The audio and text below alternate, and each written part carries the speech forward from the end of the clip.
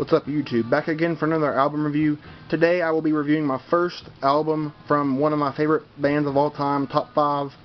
This album came out in 1976, and this is considered by many to be one of this band's best albums. And if you can hear that, then you know what I'm talking about. That being 1976's Rocks by Aerosmith. Aerosmith is one of my favorite bands of all time, and I have yet to review anything from them. So I'm going to go ahead and start with one of their best albums, that being Rocks, and this album is just a great album. It's got so many of Aerosmith's best songs on it, you know, it really does, so it is great.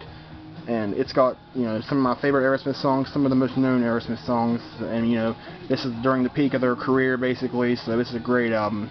Just continuing with their greatness from the mid to late 70s. So I'll go ahead and get right into the track listing here. First song playing right now, Back in the Saddle. That's a great song. Everybody knows that song. One of the most known, popular Aerosmith songs. Great way to open the album. I mean, it really is. Back in the Saddle is a great song. One of the best Aerosmith songs. And the next song is Last Child, and this, again, one of the best Aerosmith songs. I love this song to death. I love the intro, and it's so bluesy and just a great song. Last Child, one of my favorite Aerosmith songs ever, and by far one of the best on this album. Probably my favorite on the album. So, I mean, Last Child, just a great song. Really is. Then we have Rats in the Cellar. This is another one of Aerosmith's more known songs that they played a lot. Rats in the Cellar is a great song. It really is. I love it. It's maybe a little bit long, but other than that, I got nothing to complain about it. That's a great song. Then we have the last song on the first side, Combination. This is a good song. I really enjoy this song. It continues on very nicely after Rats in the Cellar. It's a really, really good song, I think. One of my favorites and one of the more underrated songs on the album, so good song there. Side 2 kicks off with Sick as a Dog. It's another really, really good song. I love that song. Underrated song that you don't really hear about as much with Aerosmith, but it's one of the best on the album without a question. Sick as a Dog is a really good, catchy song. Then the next song is Nobody's Fault, continuing another really catchy, really good song that they don't necessarily talk about that much. So Sick as a Dog is a really, really good song. I like it a lot.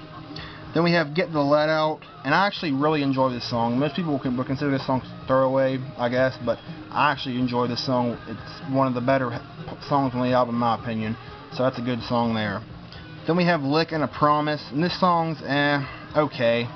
It's alright. It's probably my least favorite on the album, but it's not horrible. Lick and a Promise and Get the Let Out are probably the weakest on the album, but Get the Let Out is still a good song, so, you know, whatever. Then this album ends with Home Tonight, a great ballad. I love that song. One of the most underrated ballads, and I love it to death. Great way to end a really, really, really good album. So yeah, that was the tracks on Aerosmith's Rocks album, released in 1976. One of their best albums by far.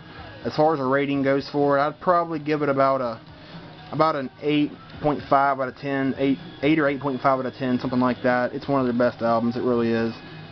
Definitely one I would recommend if you're getting into Aerosmith and you want to get into their discography. I would recommend this album. It's great.